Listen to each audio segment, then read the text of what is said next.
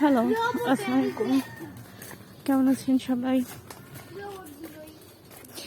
আজকে আপনাদের সাথে আমি আমার শ্বশুরবাড়ির আশেপাশ শেয়ার করতেছি রাস্তা, যেখানে আমরা হাঁটাচলা করি।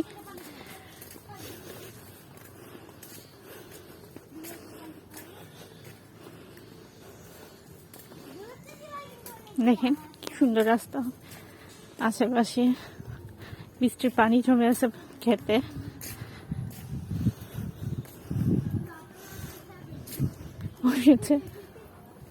খুবই ভালো লাগে।